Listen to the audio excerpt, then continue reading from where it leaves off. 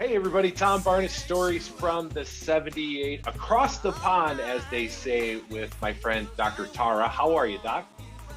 Excellent. How are you, Tom? I'm doing well, and this is a bit of a surprise because last time I chatted with you, you were out in LA, but now you're in London of all places, which is amazing. It's one of my favorite cities on the planet. You got a little representing happening behind you with the Bears. What are you doing in London, really quick, before we get started? Because I think it's a fun thing to talk about. Yes, I'm filming a TV show called Celebs Go Dating. I'm their new host. So I'm really excited for it to come out. It should come out this year. Awesome. Congratulations on that. It's got to be a lot of fun doing. I imagine the people in London date differently than people in the States. Would that be accurate, or Yeah. is everybody date? No, yeah. Yeah, they date a little differently, have slightly different like dating values and relationship expectations. So it's quite interesting. What's the biggest difference? Just the one biggest one that stands out to you. I'm just curious. Most guys here are uncircumcised. Oh, and what does that mean for a female? Like, if you were an American woman, would they be like, what? Or like, what does that mean for Well, most yeah, women? I would say in the US, women are more used to seeing and experiencing circumcised penises, Hmm. but all penises are beautiful. Sure, But I of would say course. an American woman, maybe like having sex with a British guy, might be a little shocked if she hasn't seen him before. But I think here, in terms of British people dating British people, I think there's a lot more like courtship than Oh. America. I think casual sex is more common in the US. Interesting, because there's parts of America that you feel like are ultra conservative still, but if you go to the big Right. cities, that's not really the case. But we were talking earlier about maybe Utah versus London would be a lot different, right? Will be a lot, yeah, very different. And I live in LA, and Yeah. LA is very sexually open. Yes, of course. I mean, it might be the center of it all, maybe outside of like Vegas, but yeah, the LA very sexual forward, I would say. But it Yeah. helps us keep us grounded for sure. I did have a random weird question as a man who would never know this. Is it different for women when it's circumcised versus not circumcised as far as the sexual experience? Does it feel different? Depends on the woman you're asking. I would say me being an international woman, because Mhm. I'm originally from Thailand. Then I went to high school in Europe. Then I came to America. I have had quite a lot of experience with different penises. So Okay. for me, there's no drastic difference. However, many of my American female friends would say differently.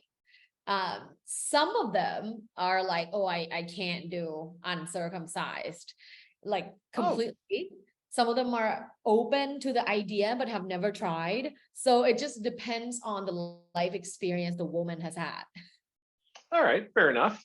And that kind of parlays into like where we are right now. We're in the just started the summer. A lot of people are going on dates. Oh, A lot of yeah. people have been dating, but a lot of people are going on a lot of first dates. I mean, all the dating apps, I'm sure, are experiencing a spike in activity just because Yeah. people have been working hard all spring to kind of get their beach bod going in the right direction, right? So you have these do's Exactly. and don'ts of like dating, first dates. I've been on a lot of first dates in my life, and sometimes they end and you never see the person again, and sometimes they end differently, but there's this stigma about having sex on the first date. So I wanted to get your expert opinion about sex on the first date, the do's and don'ts of the whole thing, because I kind of feel if you are both into it, then what the hell, like you live once, and what if like if you'll find out what pretty quickly if this person's going to be into you after the sex, I guess. But everybody deserves to have a little sex, right? Well, I would agree with you. However, I also understand the other side of the coin. Let me explain a little bit on how we view this concept of sex on a first date in academic terms. Okay, but Sure. I'll try to keep it exciting. So there are different school of thoughts when it comes to sex on the first date. Particularly, there's two competing school of thoughts. The Mhm. first one is called sexual compatibility model. People who subscribe to sexual compatibility model, people like you and me feel like sexual compatibility is a huge factor in determining whether or not you want to date this person more seriously and more long-term. Therefore, we want to almost like get that out of the way. We want to be able to evaluate that first. Yes. For people like us, Amen. it's completely fine to if two adults consenting to have a fun, playful, sexy night after the first date. However, there are lots of people, and I'm saying lots, I would say 50-50 in US. The other group of people subscribe to the school of thought of sexual restraint model. Sexual restraint model explains that in order for you to make the right decision, you have to withhold sex so you can connect with the person on a deeper emotional level before having sex clouding your judgment. Oh, I see. So Okay. you withhold sex. You might go on 3 dates, 4 dates, 5 dates, maybe even 10 dates. I have a girlfriend who says, I don't have sex before 3 months of dating. I mean, I don't even know how she does it, but she does. Yeah, it takes out half the fun of the dating. I'm being honest. People who subscribe to sexual restraint model feel like it's very normal to not have sex on a first date. And in fact, they feel very uncomfortable for people who are sexually forward on the first date. Yeah, I guess it just depends on whether or not you're meeting somebody who immediately starts talking about sex and it's clear that they just want to get laid, right? There's a difference between that and being on a first date where you're connecting with somebody, your heart is racing. You just, like after a certain age, I feel like you just know if somebody's into you that way or not, unless you're completely oblivious. But if you're a sexually, let's say, a sensitive person, right? Like you know yourself sexually, you know if another person's into you or not. They might still not want to have sex on the first date, but you at least know, right? Like, like, oh, this is going to go somewhere. But my question is, for the people that what did you call the second group of folks that reserve themselves? Restraint model. Restraint. That word restraint in itself means something it just means you're restraining what like it's like delaying the fun to make sure that you are compatible with this person, which I 100% get in theory. But what happens if you really love this person, not love, but like you are falling for this person, you thinking about him, you're texting him, and then you have sex after 3 months like your friend, and the sex is terrible. Then what? Did you just waste your time?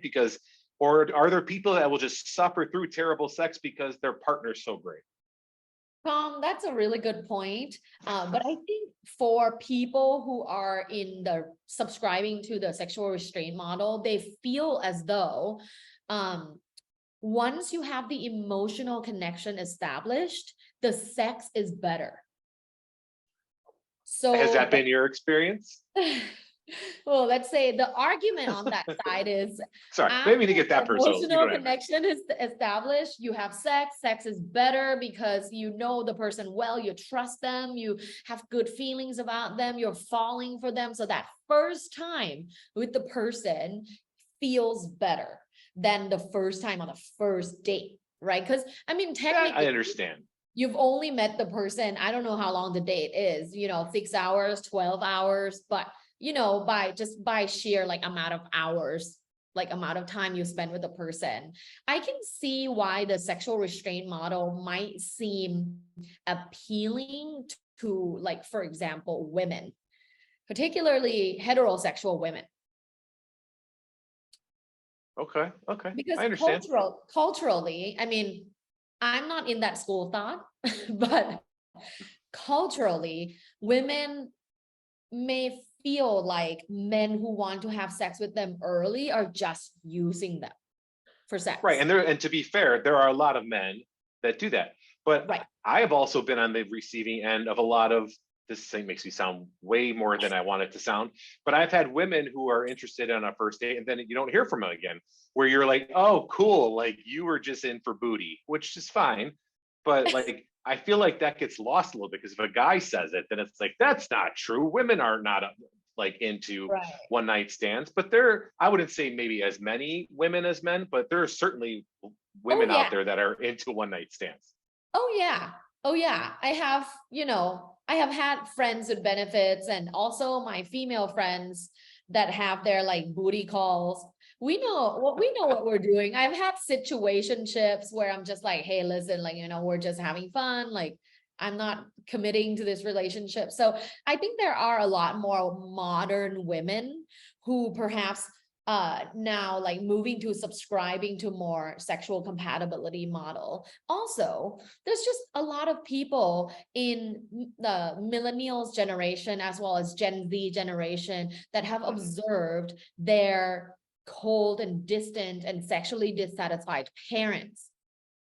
Yeah, right. So we're moving, I think a lot of us are moving towards that sexual compatibility model because we have observed such, not great examples. And I'm not saying everybody, but a lot.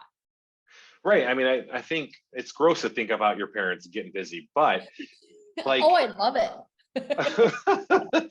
but when you become your parents' age, you don't not think about not having sex. You still think about it because, Oh, yeah. like, why wouldn't you? Just because you're in your 60s, 70s, I don't know what really happens in the 80s. If you can still do it, good for you, great. But either way, like, there shouldn't be because you were with somebody for 5 or 10 years, 15 years, Right. that you just stop because you're miserable towards each other, because then it means it wasn't meant to be in the first place. So we're getting way off topic, but yeah. Yeah, well, exactly. And that's why I think, this summer when you go on a date, like don't shy away from talking about sex and maybe even expectations and their views on sex. Learn a little bit more about other people's perspectives on like sex.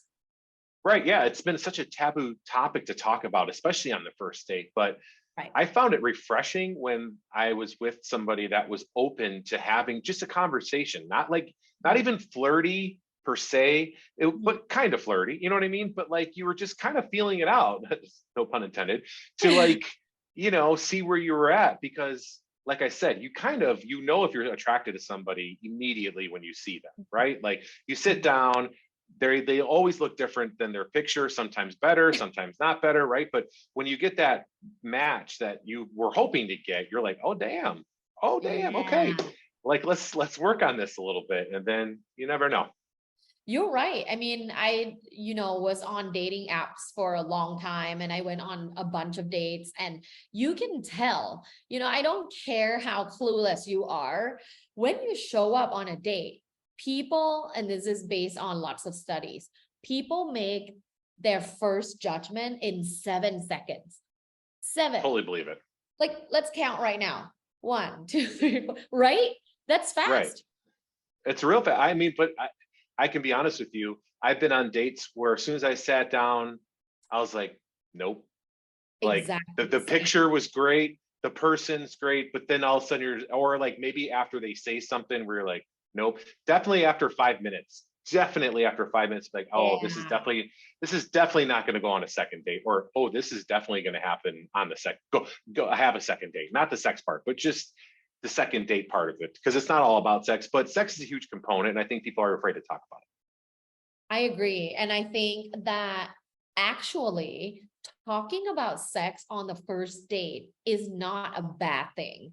And it should no longer indicate that that person is like, a playboy or a loose woman or whatever the language that people have about these stereotypes of people who are comfortable talking about sex and comfortable with their sexuality. In fact, Right. celebrate it, right? Like, Yeah, we if you spent want to so be a much part of the solution and not a part of the problem, when people start talking about sex, celebrate that. Hell yes, celebrate it all summer long. Do what you got to do. As long as the other person's into it, it's all good. And you never know. Just because you have sex with somebody on the first date doesn't mean you end up not with them. Like you Right. could be you could be there that moment. I've met many people who went on dates, first dates, and then had sex, God. and then, married 5 years now, 10 years, whatever the case may be, however long ago they met though. But Oh because, yeah. yeah. Well, my current husband was like my hookup partner. Oh yeah. Yeah, we were just hooking up, like, kind of friends with benefits vibes. And here we are. So I think that sexual compatibility can come in different forms, can come in the form of having sex and really experiencing that compatibility. It can also come from talking about how they view sex in general, how they view different types of sexual variety, how they view kinky stuff, Right. how they view different relationship structures, because now we know monogamy isn't the only option. So I think there's many different topics of discussion for people to talk about. So choose your adventure, like choose whatever is the most comfortable for you and go from there. Right. And not to sound cheesy or corny, but you only live once. You got Exactly. one shot at this life. So you know what? Exactly. As long as you're not hurting people, and as long as everything's on the up and up, do what you gotta do.